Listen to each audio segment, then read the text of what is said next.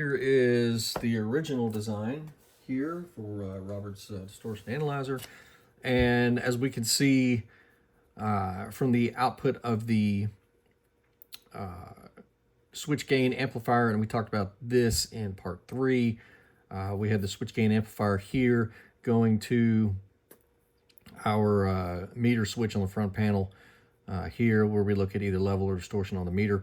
But that from that portion here, so this is where the distortion product's out is taken on the front panel. And remember, from part 3, I inserted a monitor buffer circuit in line with this to sort of isolate this portion of the circuit from the external, from the outside world there. But in Robert's original design, he uses an average converter circuit. So first thing we have in his average converters, we have a amplifier circuit here, which I believe this is a gain of 10 stage. He then goes into an active rectifier circuit and then a meter amplifier circuit here. This active rectifier is the averaging converter circuit here, which takes whatever the signal here, which is some combination of all of our different distortion products, whatever the fundamental wasn't removed by the analyzer, and also all of that that complex waveform there is then sent to this active rectifier. The active rectifier turns that into a DC signal, and then that DC signal drives a meter amplifier here, and we get our indication on the front panel meter. And now going back and looking at some of the other builds that are out there, reading some of the forum discussions about this project from others who have built this, it seems that this is a pretty common thing to change. A lot of people have implemented true RMS converters in their builds. I believe Robert also later on implemented an true RMS converter in his metering circuit. Of course, at the time of the article's publication back in 1981, there were not a lot of, I don't know that there were many, if any at all, off-the-shelf available true RMS converter ICs. And certainly if they were probably outside the realm of cost of an individual builder. They're still quite expensive today even. So one thing to consider if you're going to undertake this is the cost of implementing this. But anyway, so now, at least today, at this time, we have more options available should you want to go that route. All right, 3 data sheets. So looking at the options for RMS converters available for purchase, these were the 3 that sort of really came out on the top. I think there may be another one by Linear Technologies, an IC. I don't remember the part number off the top of my head, but looking at the data sheet, it did not look appropriate for what I wanted to do with this project. It was more on the frequency response was more on the lower end, sub 100 kilohertz, and so that sort of ruled it out right away. But anyway, like I said, I don't remember the part number. I'm sure if you do a little research, you can sort of figure that out, and then you can look at that and see if that's something that you're maybe interested in. Again, maybe you don't need the full bandwidth of the instrument. Maybe you want to keep operation strictly into the audio range, 20 kilohertz, and maybe out a little bit beyond that, less than 100 kilohertz. So that may be an option for you. But I wanted the full capabilities of the instrument, so I'm going to go through with you now. We'll look at these 3 ICs, and we'll look at why I ended up settling on the AD637.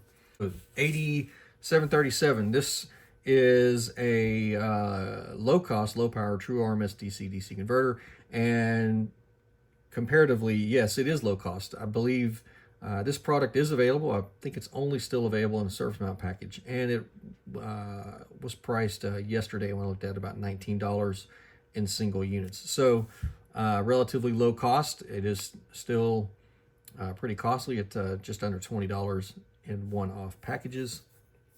And we can look at the we'll look at the unit, the IC's capability now. This IC is more scaled for the lower frequencies.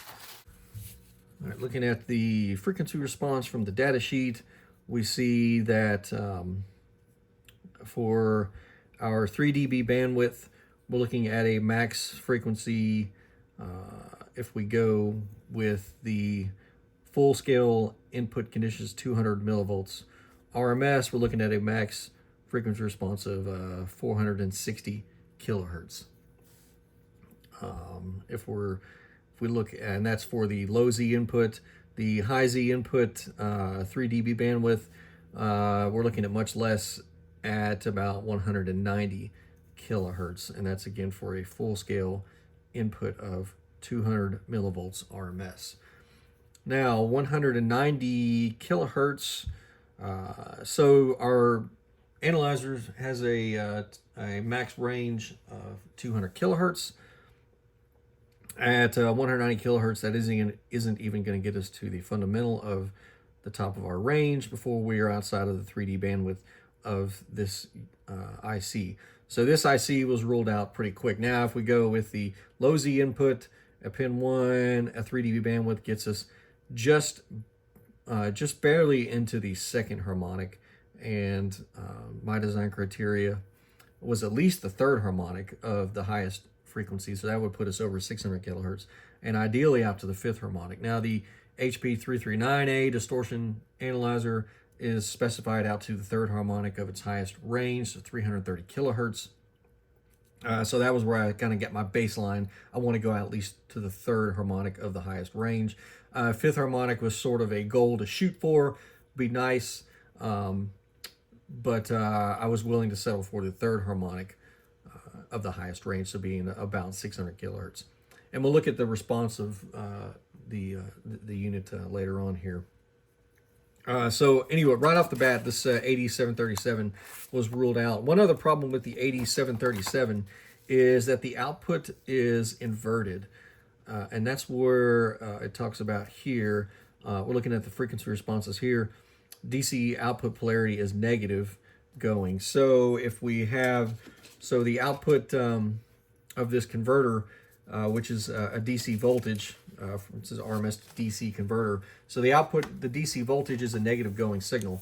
So that would require an additional inverter stage to invert it back to a positive going signal. So that's going to complicate the use of this IC a little more.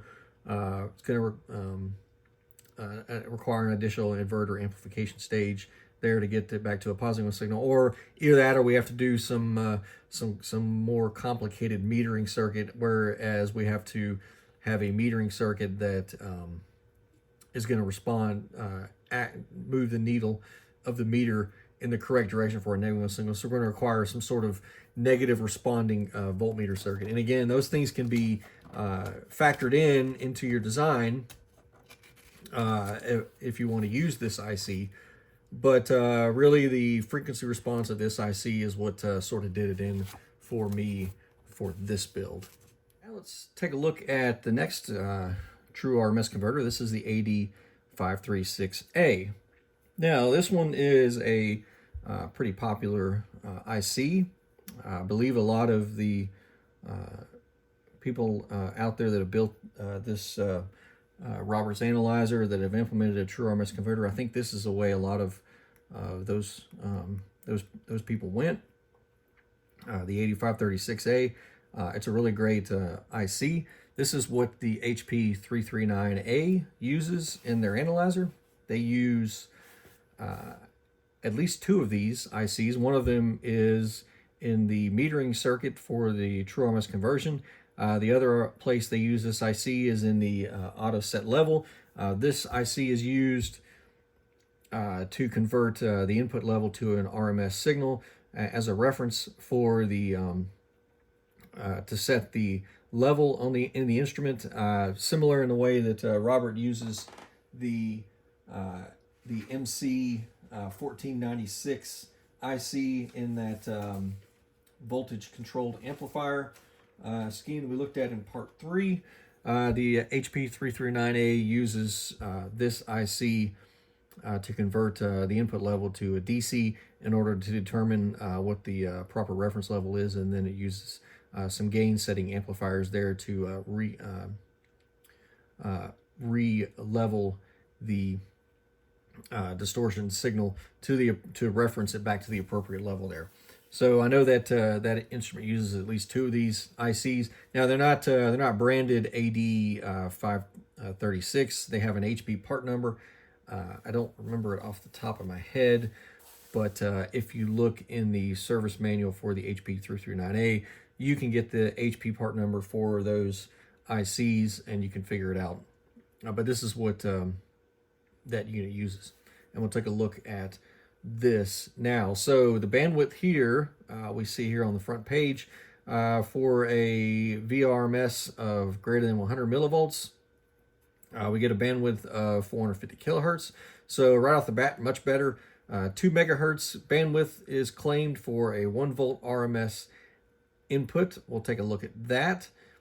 And some other things here that we don't use, like a dB output capable of 60 dB range. So you can get some other things there. Those options weren't used, are not used in this build here. All right, so let's look at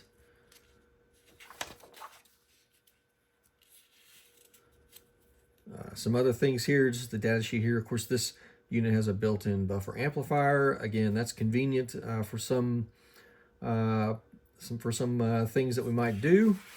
Let's look at the frequency response of this instrument, because off the front, it seems like this may be the best option. All right, so looking at the frequency response here, we see, all right, here's our 1 volt RMS input, and we see for 1% response at 1 volts RMS input, the frequency is 100 kilohertz. So if we put 100 kilohertz into this IC at 1 volts RMS, our RMS to DC conversion accuracy is going to be within 1%. Now that's accuracy due to the converter IC alone. That's not factoring any other conversion errors that may be in your signal chain. So any kind of amplification on the front end, that's not going to be factored in. Any sort of anything on the other side, any kind of error in your metering circuit, that's not going to be factored in. This is only the accuracy solely due to the AD536. So we know that at 1 kilohertz, or 100 kilohertz rather, if we get 1 volt RMS input, we should be accurate to 1% based on the converter alone. If we input to 7 volts RMS input, we're going to pick up a little more accuracy. It's not going to get us quite to 200 kilohertz, somewhere in there in the middle between 100 and 200 kilohertz. So we get a little more accuracy for the higher input level. But 7 volts RMS, that's quite a lift there for at 100 kilohertz. We're going to need some serious amplification, some serious gain stages there to get up to 7 volts RMS and not introduce more distortion or introduce additional distortion into our signal, which we don't want. Now, so 1 volt, so this is going to be for a full scale input level. Now, without overly complicating our metering circuit, meaning that without having to introduce a bunch of different attenuators and gain stages and whatnot to maintain this 1 volt RMS, this 1 volt RMS is only going to get us the full scale. So what if we want to look at accuracy below full scale? Well, we need to start looking at accuracy down less than 1 volt RMS, because this is only going to be accurate at full scale, but our meter goes all the way from 0 to minus 20 dB. So we have 2 ranges. The meter scale has down 2 ranges on it, and we want to have a fairly accurate indication down through those two ranges, so 0 to 10 dB and from 10 dB to 20 dB. We want to use that full scale of the range. So let's look at some of our lower signal accuracy. So if we go down to 100 millivolts, so this is going to be at minus 20 dB from 1 volt RMS to 100 millivolts RMS. So that represents a change of 20 dB. So this is going to be the accuracy at the bottom scale of our meter. And we see that at 1%, now we can only have if we want a 1% accuracy of our conversion, that's going to limit our frequency response to 30 kilohertz. So, let's see, 40 kilohertz. So that's going to be much less than 100 kilohertz. If we're at 100 kilohertz, now we're somewhere in, we have to sort of do a little bit of estimating here. So if this is 1%, and here's our 10%, at 100 kilohertz, we'll say probably about 5% accuracy there at 100 millivolts RMS. So at the bottom, at the minus 20 dB indication, which is the bottom of the calibrated scale on our meter, we're going to be at 5% accuracy. That's at 100 kilohertz. So again, great. If we're looking at 100 kilohertz, and again, for the talking about the HP 339, because it's a popular instrument, a lot of people know a lot about it. The top of its frequency response is 110 kilohertz. So for an instrument like that, this is great. 100 kilohertz, we don't need to go out more than that. We'd like to go out to 330 kilohertz. It's going to put somewhere in here. It's it's going to be within the 3 dB bandwidth of the instrument, and that's what HP claims that it's going to be. It's going to be within the response there out to the third harmonic. So that's great for an instrument like that. But the Robert Cordell's instrument goes out to 200 kilohertz. So at 200 kilohertz, which would be right here, at full scale, so 1 volt RMS at 200 kilohertz, we're already in that probably 3 to 4% error response, getting close to the middle there, 5%. And at the bottom scale, at 20 dB, now we're looking at closer to 10% error. So we've got more error there, and that's for the fundamental. We need to look at the distortion products, so out to the second and third harmonic. Again, we'll say out to the third harmonic. So if 200 kilohertz here, so the second harmonic of 200 kilohertz would be 400 kilohertz. So that puts us here, and here at the bottom scale, we're already outside the 3 dB bandwidth of this converter. So we're going to have a lot of error out to so 4th, 5th, and 6th harmonic. It's not even on the charts anymore.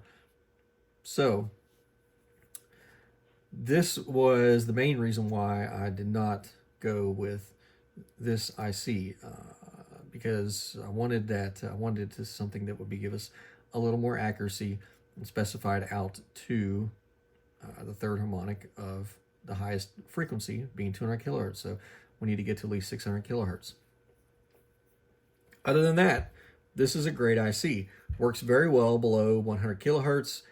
If you're going to build an instrument and you don't care about specifying out to 200 kilohertz, this is a great option. And it's really easy to work with IC.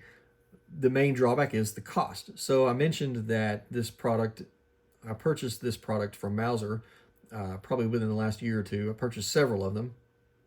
And they were about $50 for a one-off purchase. So if I want one IC, they're somewhere in the $52 to $55 range per IC. So very expensive for one IC.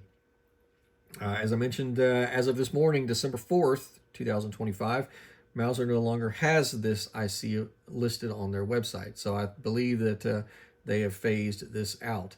And if you go to DigiKey, I only looked at those two websites. I didn't do an extensive search on the internet, but those two distributors, DigiKey still has this part in stock. However, they have it listed as obsolete. So basically they're selling their remaining stock, and then once they have sold out, they're not going to restock it. They still have this part available. If you're going to purchase this from DigiKey, I would recommend going with the T0100 metal can package, because that one is about $52 for one off. If you go with the brazed SurDip 14 pin dual inline package, that's going to run you $95 for one off.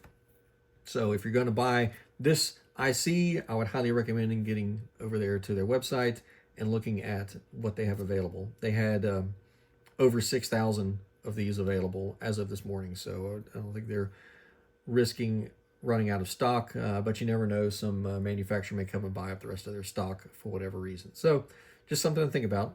Yep, go with the metal can TO100 package. It'll save you about half the cost of the dual inline package.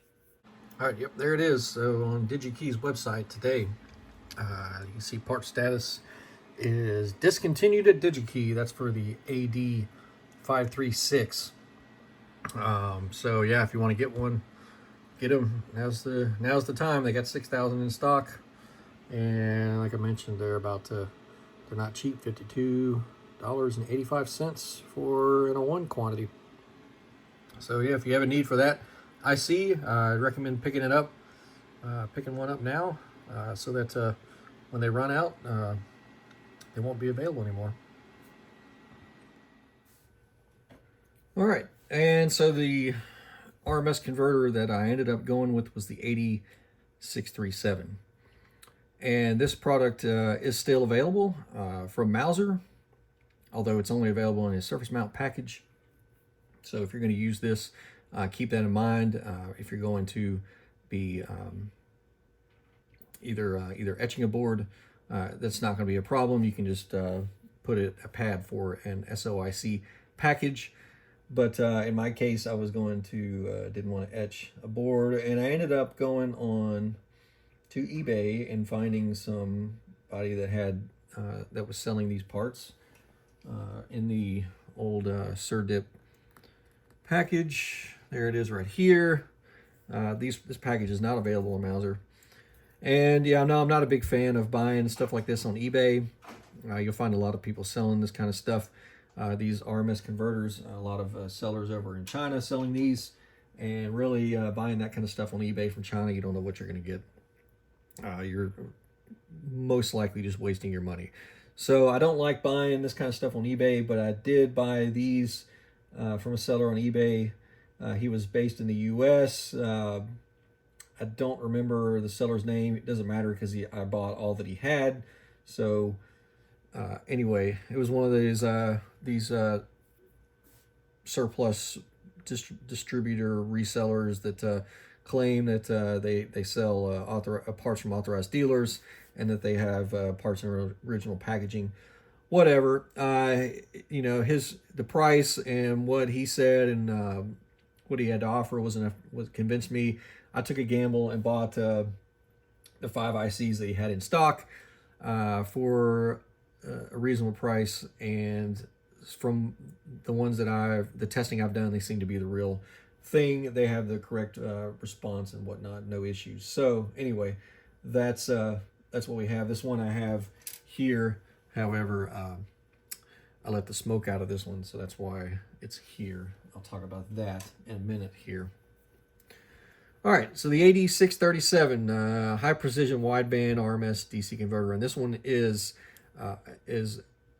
much more wideband than the other one. We can look at the claim here on the front page. We get 8 megahertz at 2 volts RMS input, so that's huge compared to the AD536 that only claimed 2 megahertz bandwidth at 1 volt RMS.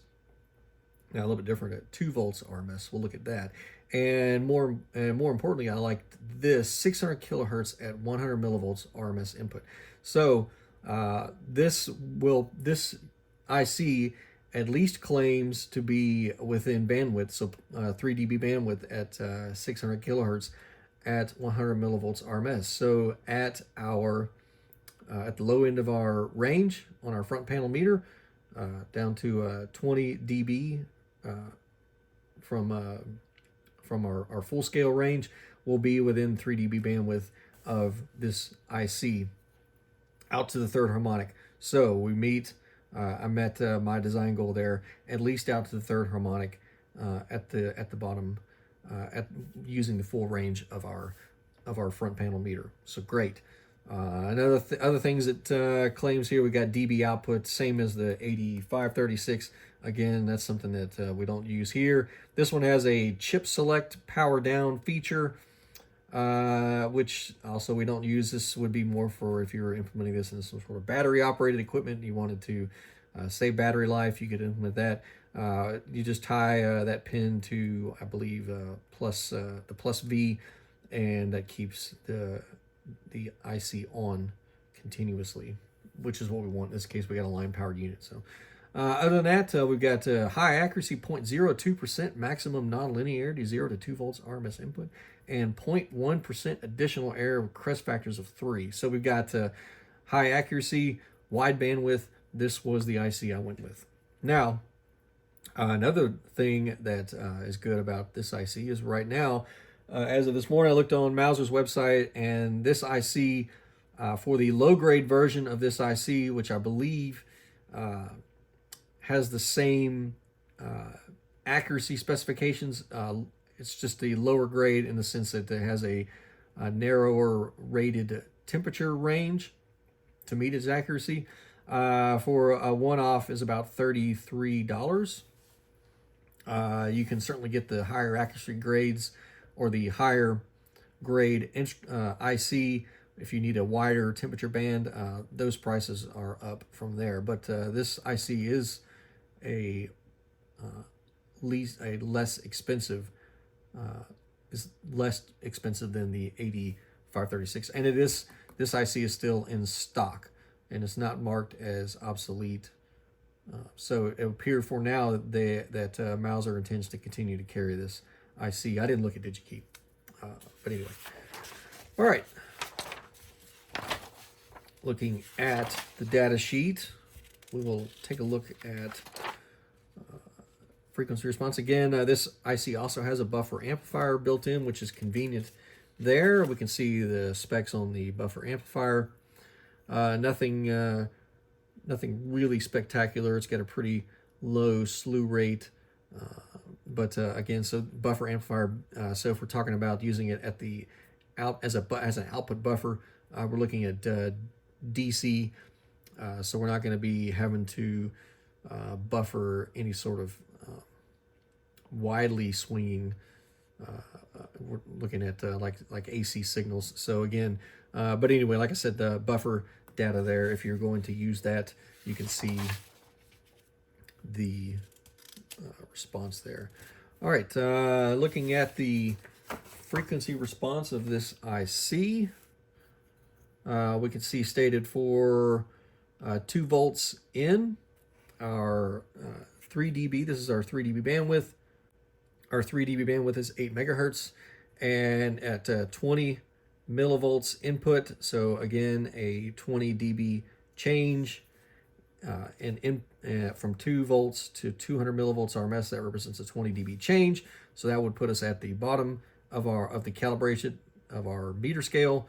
That puts our bandwidth at 1 megahertz again. So 1 megahertz out to the 5th harmonic of the top frequency of our unit, so 200 kilohertz. So again, well within the 3rd harmonic. That was my minimum. 5th harmonic being the goal to shoot for, and we just are there at 1 megahertz at the bottom of our scale. So this IC clearly was going to meet my design goals here, and we'll talk about the 2 volts RMS. And a separate article, and I'll just pull out one page of it here, and I think this article is linked from one of the data sheets, or it might be linked from all of the data sheets. And this is page section 2 here, which has a nice little chart that sums up the RMS converters that we talked about here, the 8536, the 8637, which is the one we're looking at now, and the 8636, which is essentially very similar to the 8536, the 8636, although I think this one is, this one's specified for a lower input value, so 200 millivolts RMS versus 2 volts RMS, and it has, you can see the specifications here, so a little bit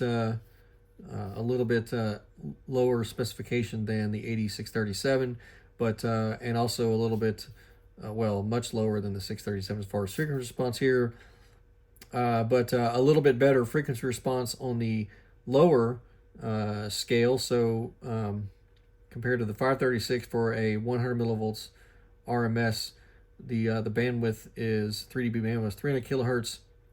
For the 8636 is specified 800 kilohertz. So that's better in that sense.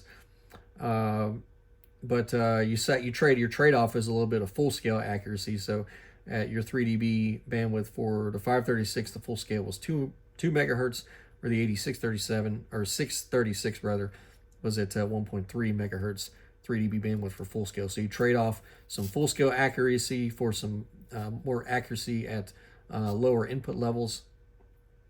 Again, so the trade-offs, and I don't know if this one I actually have one of these too, and I tried it out. I believe these devices are pin compatible. So if you have a circuit that you've built for the 8636 or the 8536 rather, you can swap these devices out. They're pin compatible, I believe, and do some testing if you were so to do that.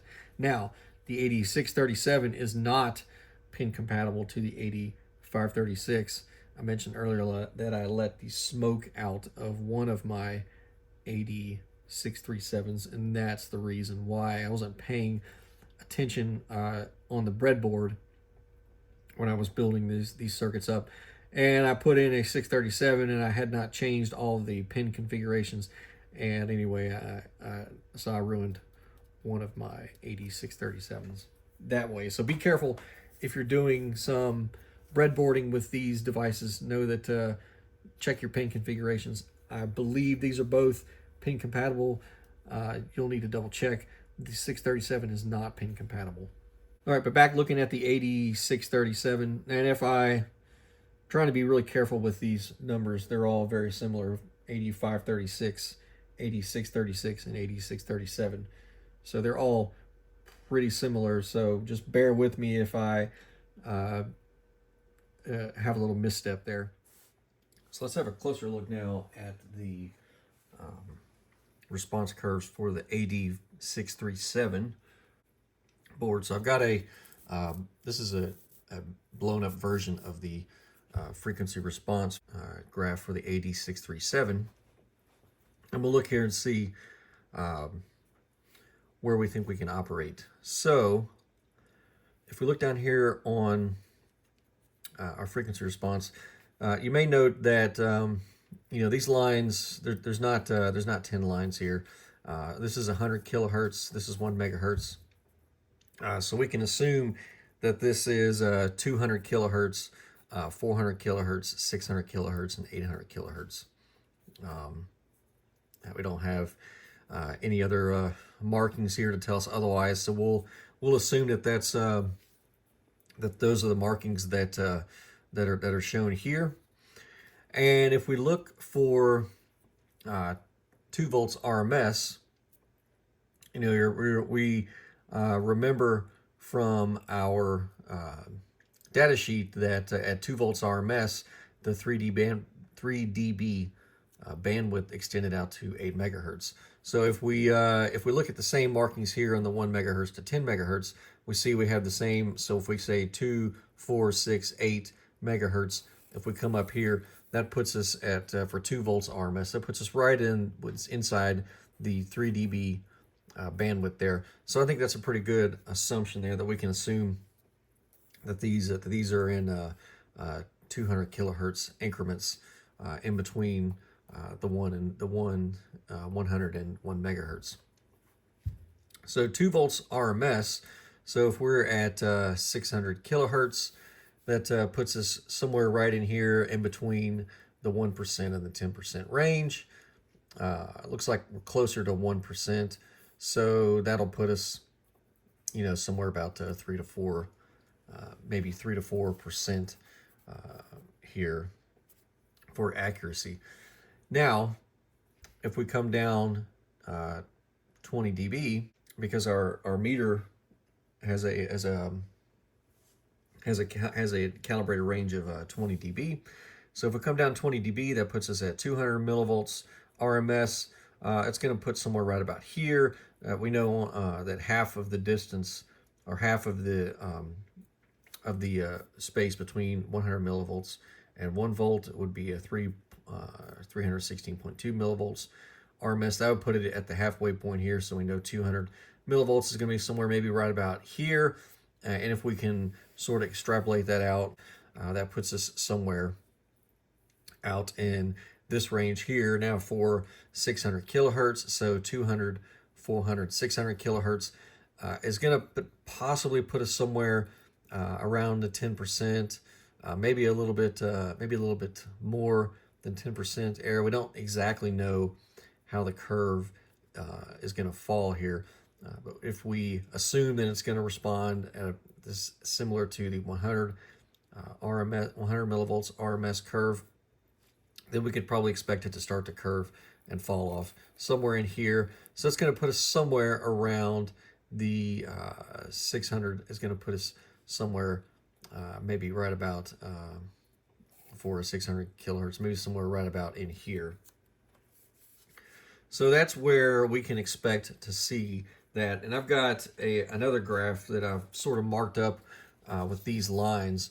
So we see that I've added some curves that I think may sort of fit where this 8637 theoretically could operate. So again, for 200 millivolts RMS, again, somewhere at 600 kilohertz, this green line here, putting it just below 10%. And again, at 10 dB down from 2 volts RMS will put us at 632.7 millivolts RMS. I just put a 600 millivolts RMS line in here. It's going to be, again, an approximation here. Bringing that somewhere out. Of course, this one is going to extend. If we look at the 1 volt RMS, we see it extends pretty much flat all the way out beyond 1 megahertz. So we can assume that the 600 millivolts RMS would do probably about the same, probably at least get flat out to 600 kilohertz. And then just like up here, these other curves is going to start to roll off. So based on what we can see on this graph, we get an idea of what we could expect to get from the 8637. Now the goal here is to get as much accuracy as we can get out to the third harmonic of 200 kilohertz. And we say third harmonic, and that's probably my realistic goal. We can take an idea from the HP 339.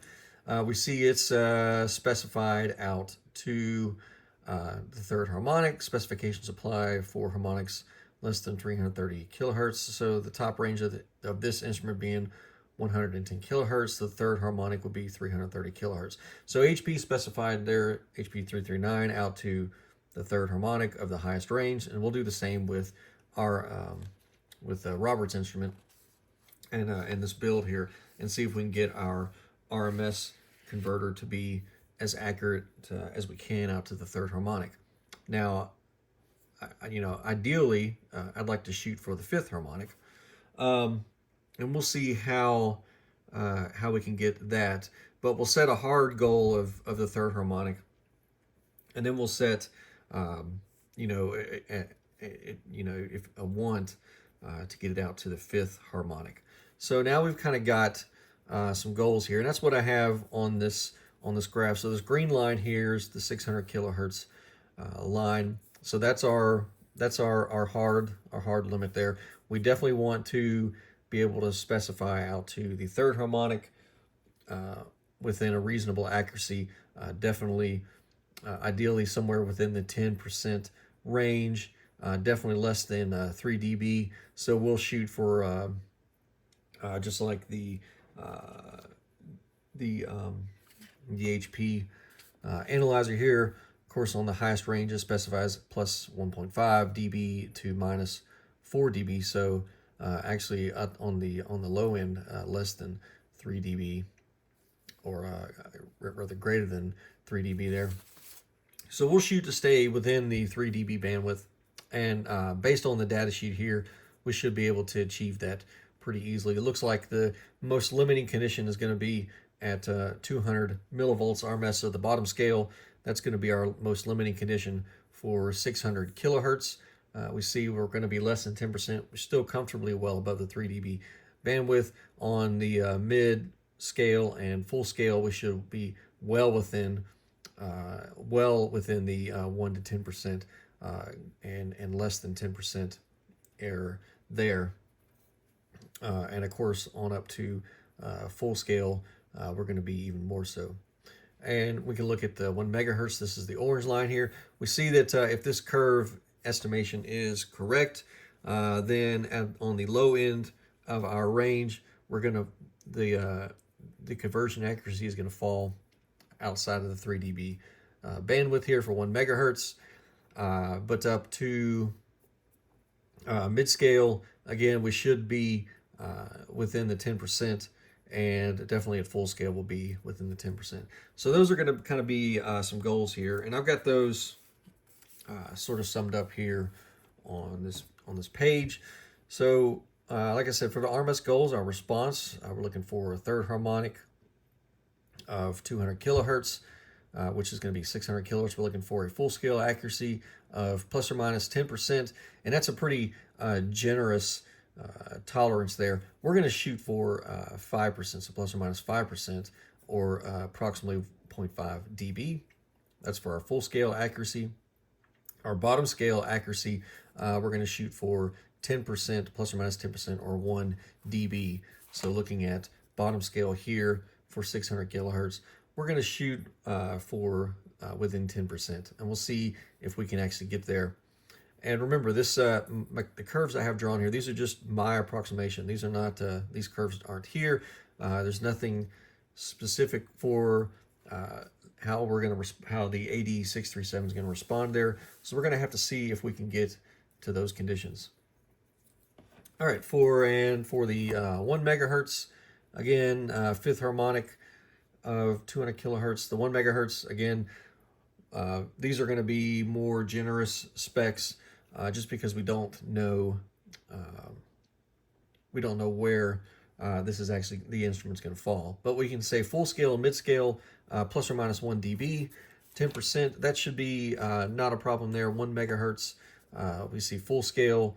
We should be within the 10%, and mid scale should again fall within the 10% range.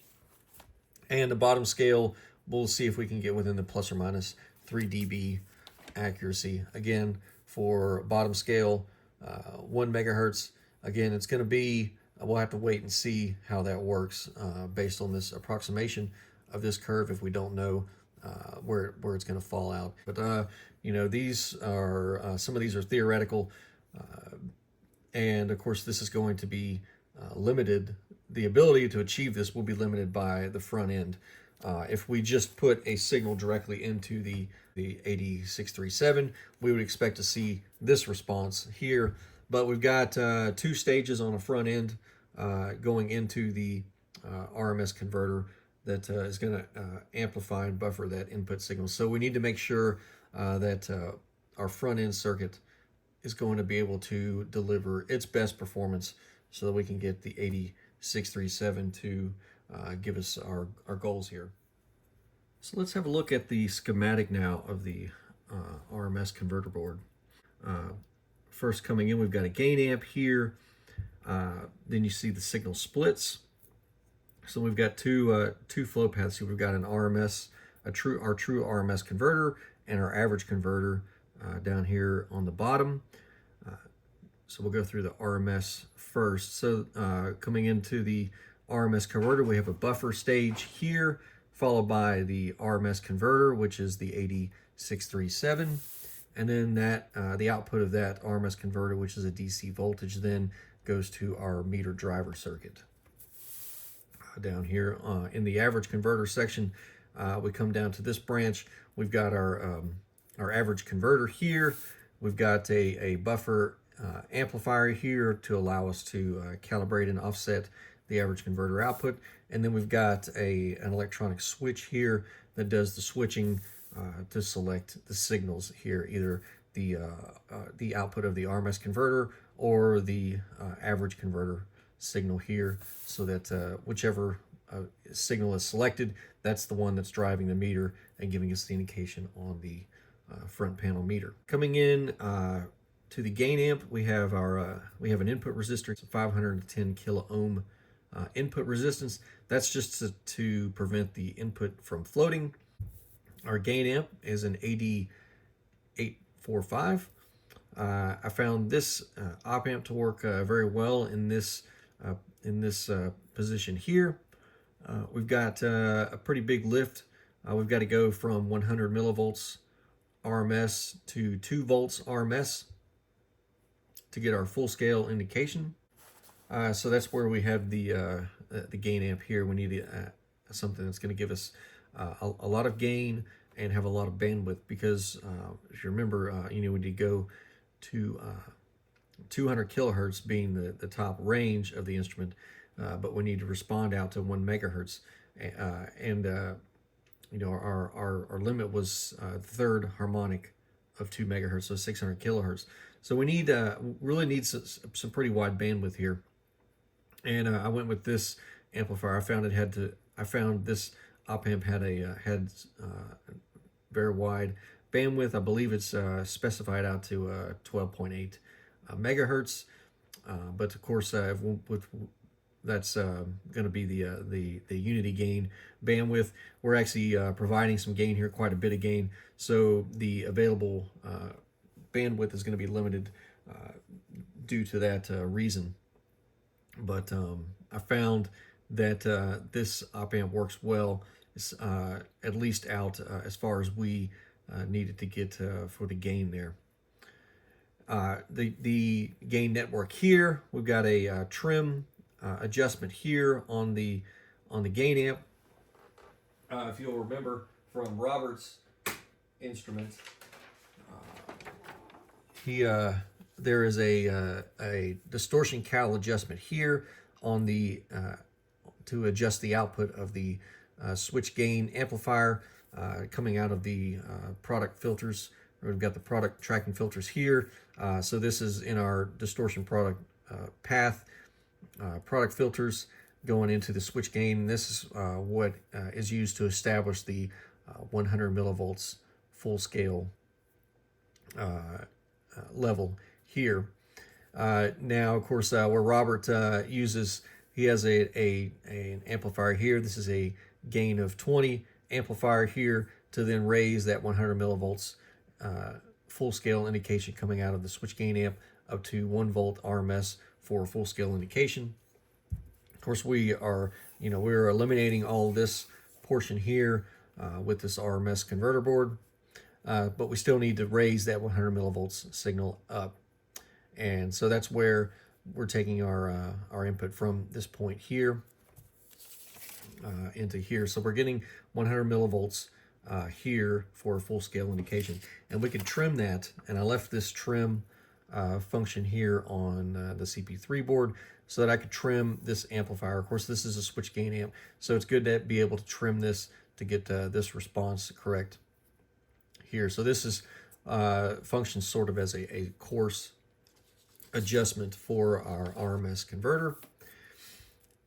In order to ensure that we get the full 2 millivolts or 2 volts RMS, we've got a gain trim here. This allows trimming of the gain network here to set the gain correct here for our gain amp. There's a capacitor here in the gain setting network. This gives a little bit of boost to soften the roll off that we get at the higher frequencies. So as our input frequency goes toward the higher end of the band, towards 1 megahertz, the gain of this amplifier will start to roll off, and this will sort of boost that a little bit to give it a little bit of a softer roll off. All right, next after the gain amp, we go through a buffer amplifier and then into the input of our RMS converter. I also included a DC blocking capacitor here just to get any DC that may be present on these lines here to sort of block that DC from going into the RMS converter, because all we're concerned with at this point is the AC components of our distortion waveform. We're not looking at the DC components here in our RMS converter. All right, at the RMS converter, I've included a zero function. This essentially is an offset trim for the RMS converter that allows trimming any low-level DC offset that might be present at the input of the instrument due to, for whatever reasons, whether that be some sort of leakage from the DC block or some inherent, there's going to be some inherent small imbalances here in the circuit, and this allows us to trim for any DC offset and get the output here as close to zero as possible when there's no input signal, and that's what this allows us to do. Coming out of the output of the RMS converter, we'll go through just a sort of filter here with R408 and 411, and coming back to the input of the AD637 pin 1. This is the input of the buffer amplifier that's internal to the AD637, and then that comes out at pin 14. And of course, this is our DC here at this point. And our converted AC, so our DC out from the RMS converter goes into the meter driver. Now the meter driver circuit is the same circuit that is used in the HP339A distortion analyzer set. The circuit is identical. I even used the same op amp here. The only changes that were made were to the range setting resistors for our meter. In the HP339A instrument, 1 volts is full scale, but in our instrument we needed 2 volts to indicate full scale. So to change the full scale range setting resistors here, and that's what you can see the values there. All right, and finally for the average converter, the average converter works pretty similar to the way Robert's original design works. So I got the idea for this from the Tektronix distortion analyzers. The AA501 distortion analyzer, and there's another one, a DA4084, I believe, is the model for that one. Both of those analyzers by Tektronix have the capability to switch between RMS and average indication, and I liked that capability. Now the circuit here for the average converter is from the Tech AA501. I used their circuit, made some slight modifications, but the circuit is essentially identical to what they have in that instrument. Coming in, we've got our average converter IC here. Once we've converted and we've got our average converter output, then we go through a amplifier stage, and this allows us to adjust the output of the average converter so that we can calibrate the output, and also allow us to trim for offset so that we can zero our average converter. We see those functions here. We've got our average converter zero function, and then our average cal, and then going in from the output there to a buffer amplifier and then to a switch.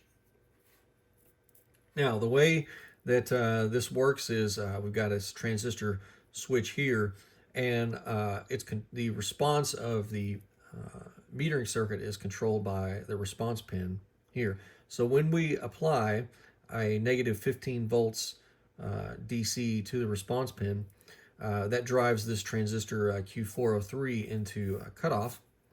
effectively opening the switch and preventing any output from the average converter it prevents the output from the average converter from getting into the metering circuit. And so in that case, what we're seeing on the meter is our RMS response. So that's how we see our RMS response on our meter.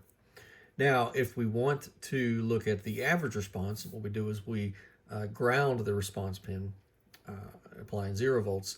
And when we do that, this turns on transistor Q403, which closes the switch and allows the signal from the average converter to then go and be fed into the RMS converter circuitry here. And it's fed into this point here, which goes into the buffer input to the RMS converter. And what happens when we do that is the output of the RMS converter here is essentially swamped out by the output of the average converter, so that the average converter then takes over and provides its signal to the meter driver, and the RMS converter is just sort of the output of the RMS converter is essentially swamped out, and it is not being seen on the meter circuit there. And this is the same way that Tech did it in their instrument. They had this same sort of layout with a switching transistor and to switch between RMS and average. And again, so that's kind of where I got this whole layout from, is from the Tech distortion analyzer. Let's have a quick look now at the construction of the RMS board. As we can see, the board is laid out pretty much like the schematic was laid out, and you can see all the major sections here. First, right here we've got our gain amp right here with our gain trim adjust here. The gain amp is followed by our buffer circuit here. This buffer then feeds into the RMS converter IC here, and then finally out to the meter amp, which is right here. And then of course the drive transistors for the meter are right here next to that. For the RMS converter, we've got one adjustment here for the RMS 0, and for the meter amp there were 2 adjustments. The top one for a 1/3 trim, and the bottom adjustment for a full scale trim. Right, and I've got little pieces of black tape here. Those just help me to recognize that those are for the meter circuitry, so that once the meter is set up, once the meter is set up for proper full scale and 1/3 scale indications, there really shouldn't be too much need to adjust these anymore, unless maybe if you change the meter movement or something, then you'd have to go back and set that up. But once this is set up for the particular meter movement, there should be no need to adjust those. Now down on the bottom, we see that we have the average converter circuit.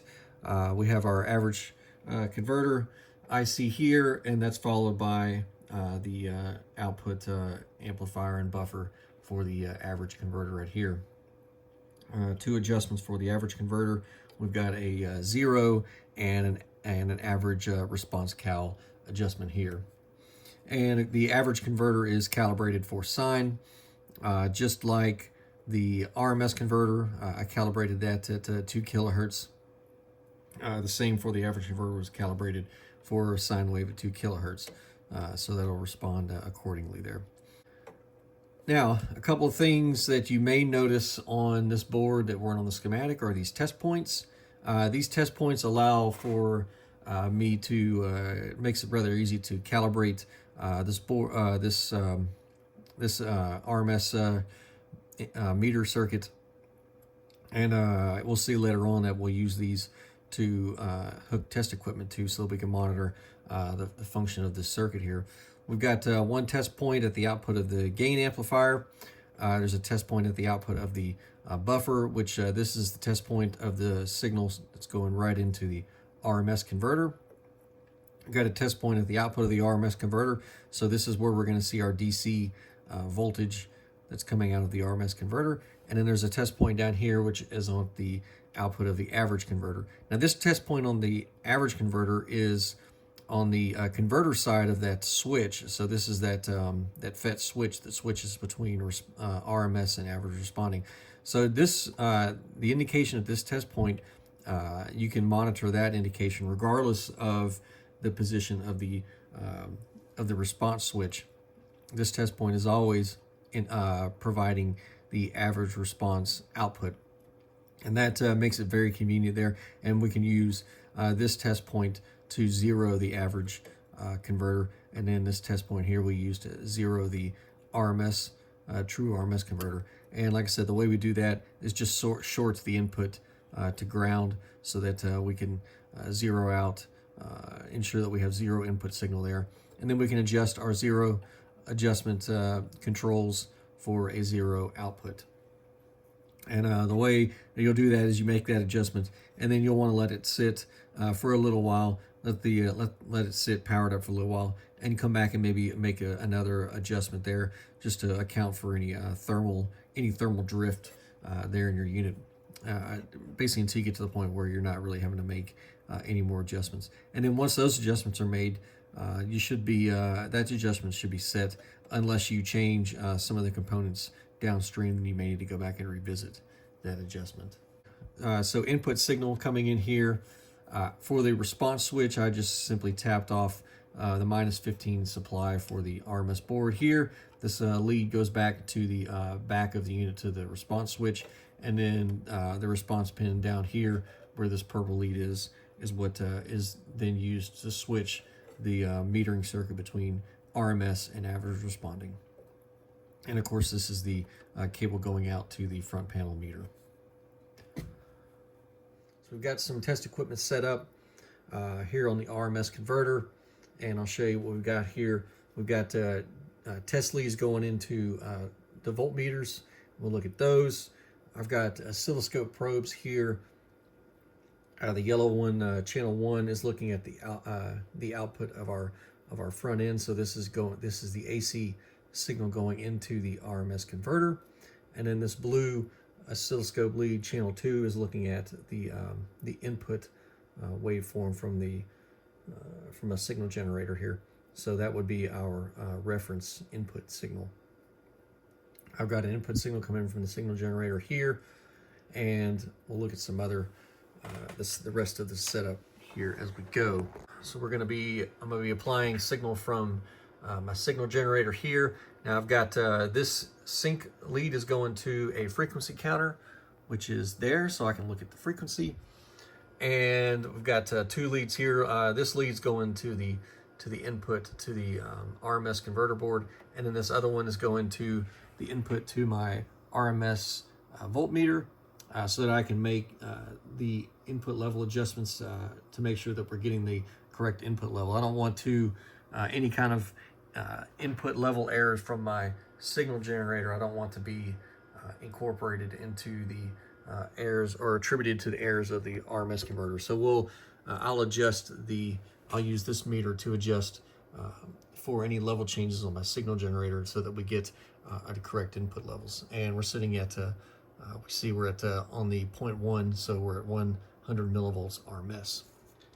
And then here is our oscilloscope showing our reference input level, our reference input signal here, and this is the output of the front end stage. So this is what's going into the input of the RMS converter.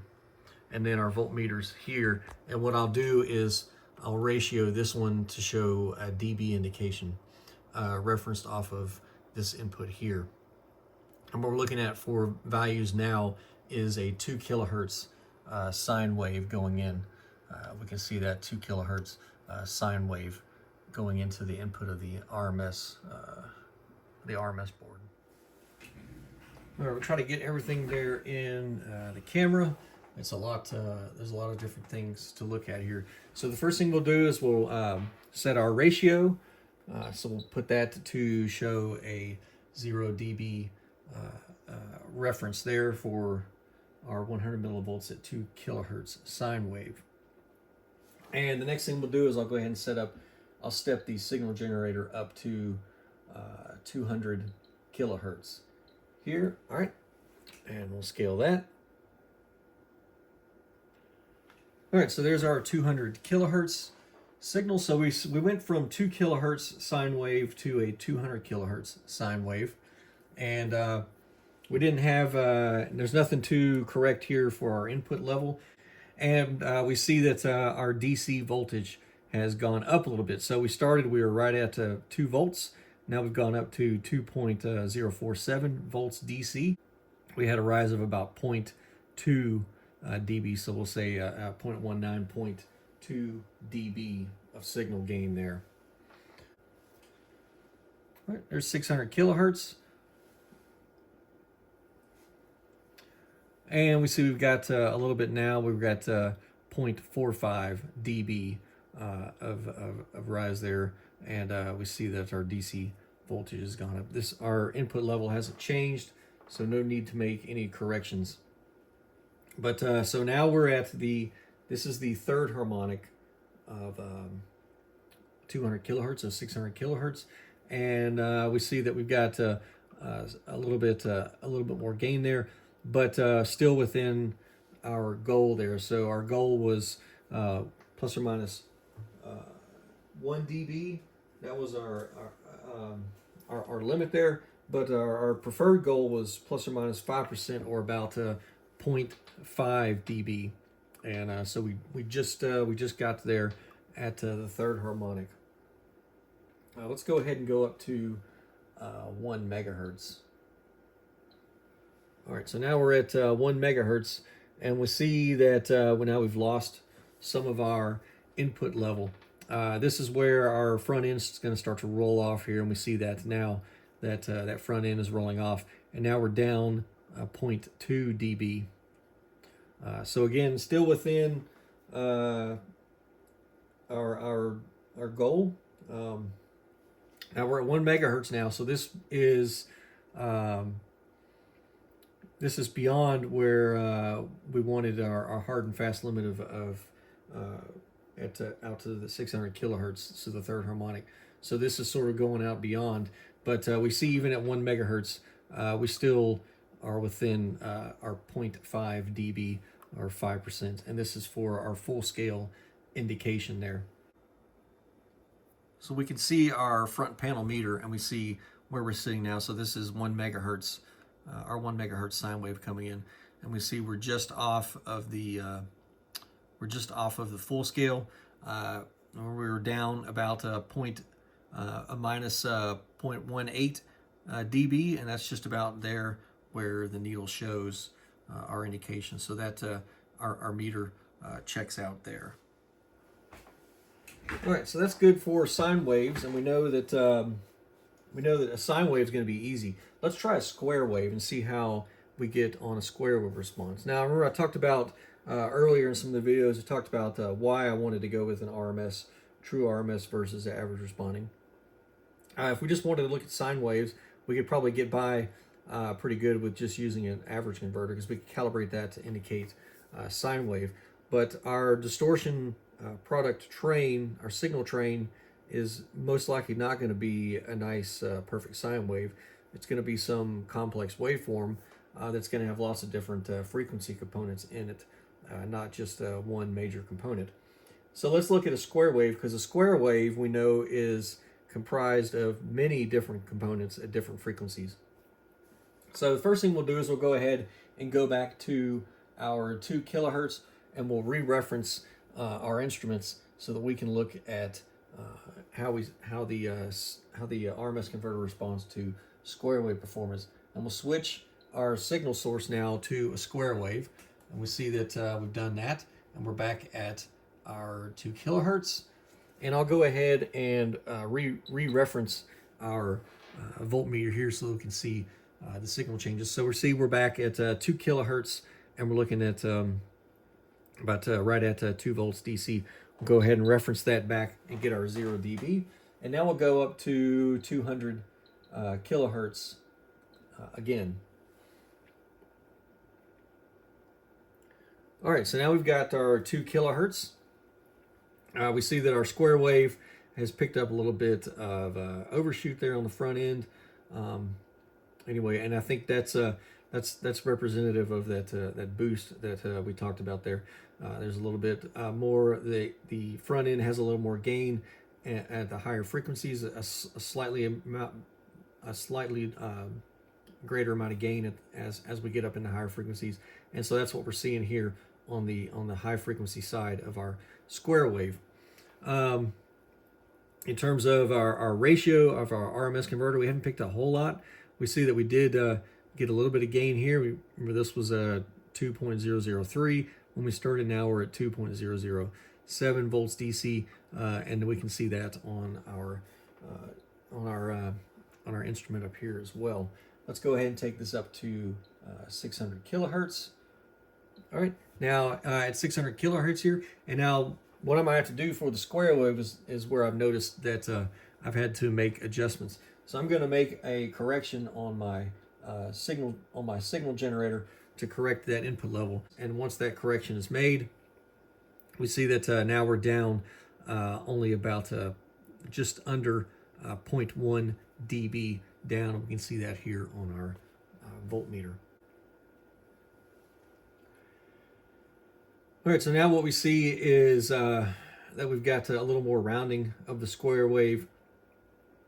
We're starting to lose some of those higher frequency components there as we get higher in our higher into our test range here at 600 kilohertz.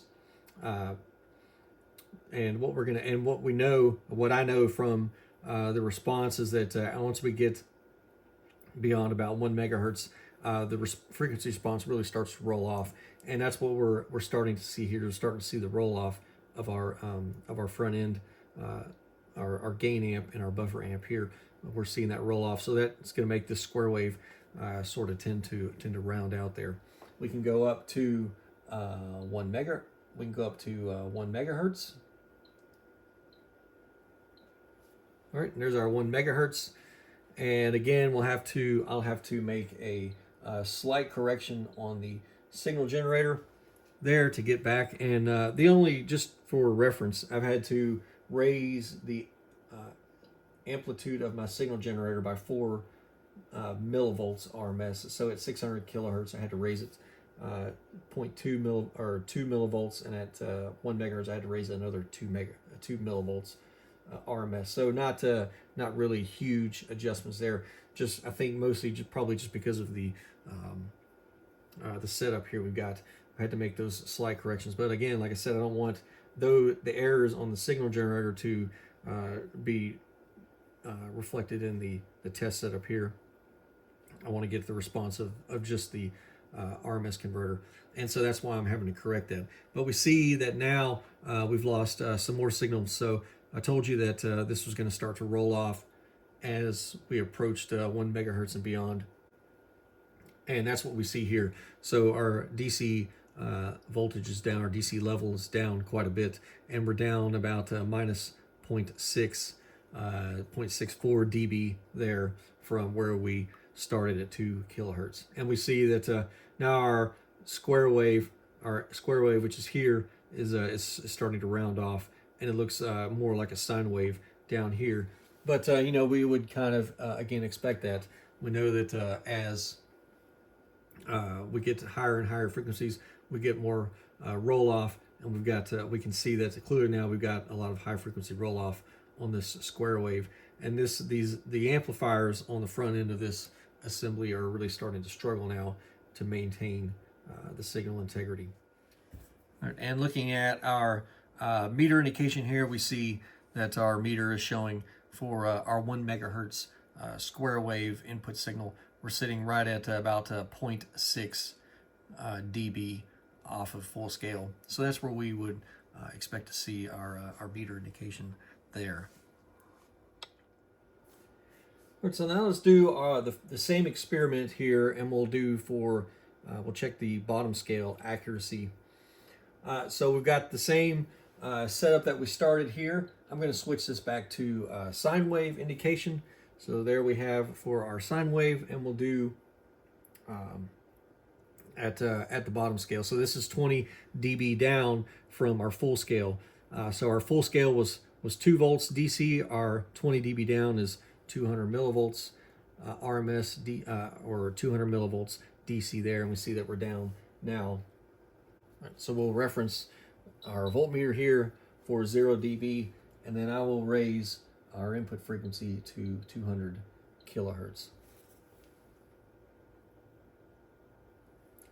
All right, so 200 kilohertz, and we see at the 200 kilohertz, we're down. We've got a little bit of rise there, about 0.12 dB of rise, and we will continue on up to 600 kilohertz.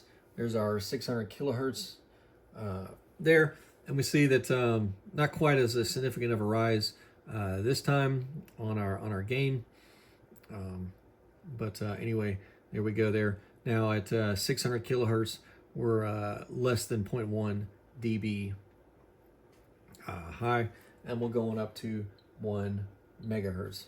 So it's 1 megahertz, and now at 1 megahertz, we're starting to get into to where we thought was the theoretical area of that curve. So we weren't sure if we were going to be within 10% or somewhere between 10% and the 3 dB bandwidth limit. And so here we see where we are. So 1 megahertz at 200 millivolts RMS, we can see we're low here, and we're about 1 dB low off of our reference. So that's pretty good. That's just a little bit over 10%. So now we kind of see where we would fall out on that chart there for a sine wave response. This is for sine wave. So pretty good. I'll take that result there. So within the 3 dB limit and 1 dB, or just a little bit over 1 dB, so just a little bit more than 10%. I think that's pretty good, especially as we're talking about now 1 megahertz out to the 5th harmonic. Now remember, our goal for 1 megahertz was bottom scale at within plus or minus 3 dB. So we meet that goal. All right, we'll switch over to square wave now. So we'll go back to our 2 kilohertz, and we'll switch that to a square wave. So now we see that we're at our square wave. We will re-zero our voltmeter, and we'll do the same test. So now we've referenced at 2 kilohertz. We'll go up to 200 kilohertz. All right, in our square wave, we see that we're down, our dB, we're down about 0.12 dB, pretty similar to what we saw with the sine wave, on up to 600 kilohertz. All right, and at 600 kilohertz, and I'll have to make a amplitude adjustment on my signal source to get our level back up to 10 millivolts RMS, and that's what I've done there. So now I've level corrected on my signal generator. We see that at 600 kilohertz, we're down about we'll call that a 0.6 dB. So that's good, because like I said, our bottom scale for accuracy out to 600 kilohertz, our bottom scale accuracy goal was plus or minus 10% or 1 dB, and we are there very comfortably within that 1 dB goal. Let's go on up to 1 megahertz, and again I'll have to level correct for the amplitude slightly on our input signal. We've got that set back to 10 millivolts RMS, and we see that after we level correct, we're down at minus 1.65 dB. So again, for 1 megahertz, the 5th harmonic, our bottom scale goal was plus or minus 3 dB. Again, well within that. We see that we had a better response for sine wave, and I think that's probably to be expected.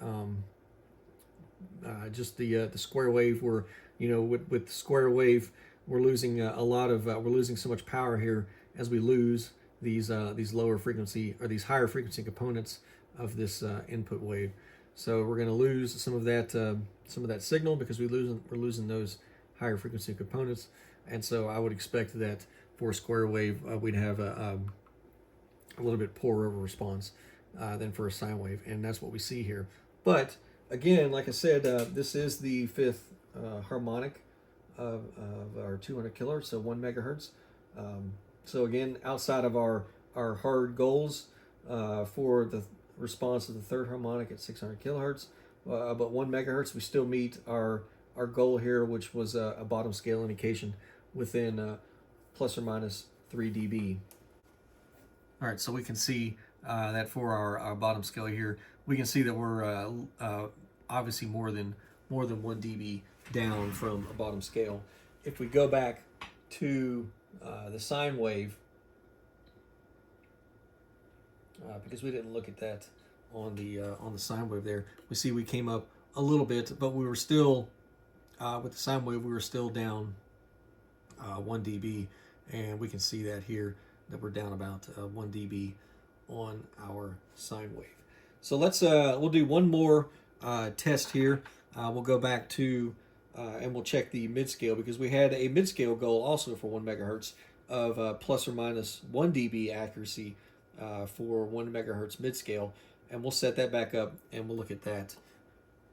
So mid-scale, so for a mid-scale input, we're looking at an amplitude of 31.62 millivolts RMS, and we're going to stay with 1 megahertz. But the first thing I'm going to do is I'm going to reference our measurements back to our 2 kilohertz measurement there, because we know that so I calibrated the RMS converter for at 2 kilohertz, so that's why I'm referencing all these measurements off of 2 kilohertz, because that's where it was calibrated for. So we'll set that back up, and we will get our reference here back, and then we will now go to 1 megahertz, and this is for sine wave.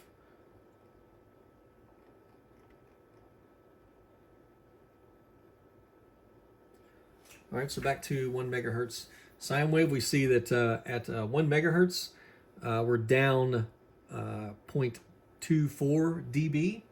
All right, so that would kind of what we saw earlier. We knew that as we went down, we went higher in the frequencies, we tended to shift down in the gain there. So let's look at the front panel meter here.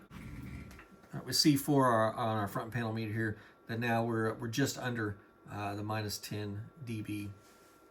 And again, so this is what I'm talking about when I mentioned that we wanted to go 20 dB range. Our front panel meter here goes from 0 to minus 10 to minus 20.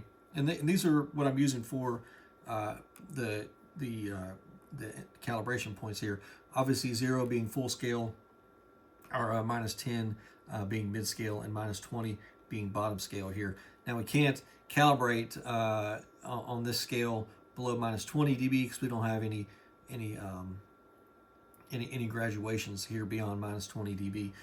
We could calibrate off of the tick marks here, and we could do that, and we can certainly use this 0 to 1 scale, and we could figure out what when the needle is somewhere down here, we could calculate a dB value and figure out where that fell on there.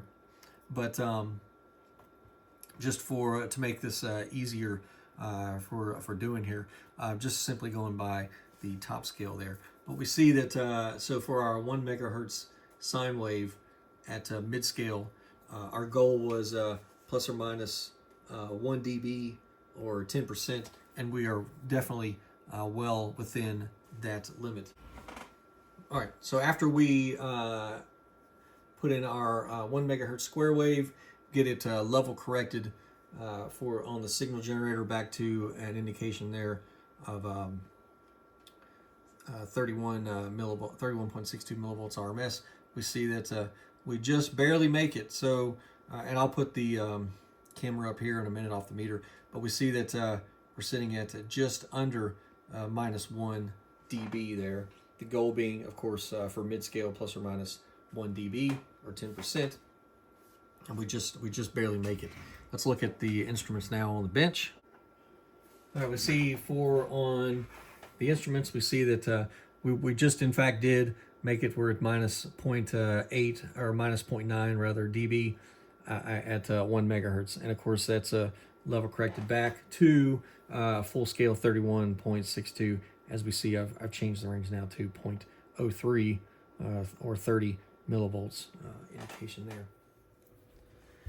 All right, and just to sum up here, here's our chart with our goals here, and I apologize. I know will be much better in color, but my color printer is not printing color right now. So we'll look at our third harmonic response, 600 kilohertz. Our preferable full scale accuracy was plus or minus 5% or 0.5 dB. Our bottom scale at 600 kilohertz accuracy plus or minus 10% or 1 dB. And our fifth 1 megahertz full scale and mid scale accuracy plus or minus 10% or 1 dB.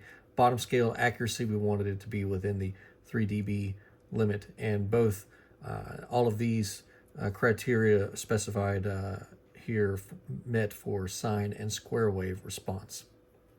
So we looked at all that on the test equipment there, and with my theoretical curves here. And I think what we found was that for this fifth harmonic bottom scale accuracy response, I think what we found was that this curve may be a little bit more shallow here coming off, because we found that we were able to be within the 3 dB limit.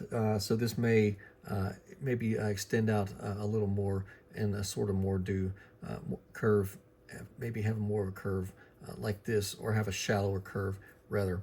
Again, all theoretical, because the data isn't published here. And that's what we saw for the mid-scale and bottom scale using the 2 volts RMS as our full-scale input.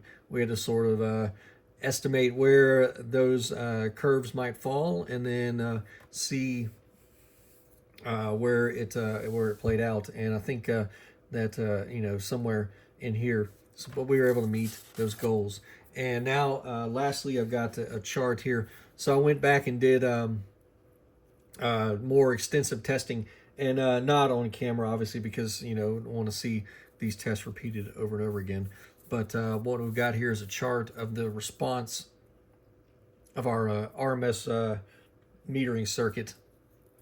Here we've got sine wave and square wave here.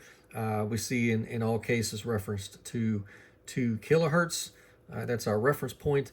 And then the response here, what was shown on the test equipment. And this response is pretty similar to what we saw on camera there for the response. So up to the third harmonic, so 600 kilohertz within that plus or minus 0.5 dB, and that criteria met for sine and square wave. Our mid-scale and our 1 megahertz plus or minus 10 dB, again met for sine and square. Our mid-scale response here, and our bottom scale response down here at the bottom. So all of our design goals were met for this RMS metering circuit. So we had here earlier, and we looked at the from the HP 339A distortion analyzer service manual. We looked at distortion measurement accuracy here specified by HP, and they've got specified ranges here. And so what's interesting is what we've determined on this video is just the accuracy of the metering portion of our analyzer. What is not taken into account is the accuracy of the actual the analyzer circuitry, and we'll have to evaluate that, and we'll evaluate that in the next video in part 5.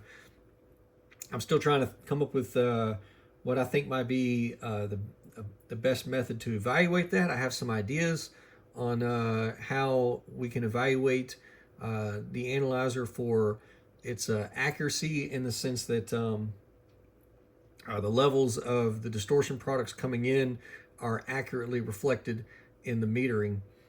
So for example, if we have a a input signal with a second harmonic level at a certain level, say at minus 30 dB going in, then we should see that accurately reflected in our meter circuit, showing that harmonic component at minus 30 dB at the meter. Of course, minus the carrier, because that's what we eliminated in the distortion analyzer. So I have to look at some different methods that I think that we can evaluate. I've got some ideas on how we can evaluate that, but we'll look at that in the next video, and then we can look at overall accuracy of our instrument. Of course, these specs here are specified for overall accuracy, not accuracy of the metering circuit. But certainly we need to determine the accuracy of our metering circuit, and that's what we've done here. So we can sort of take a summation of our errors, of our error signals here, or of our error measurements, and we can figure out what the total accuracy of our metering circuit is. I believe the way this is done is we'll simply specify, and for in my case, I'll specify the instrument out to 600 kilohertz, because that would give us to the third harmonic of our highest range. I think that's a fair specification there.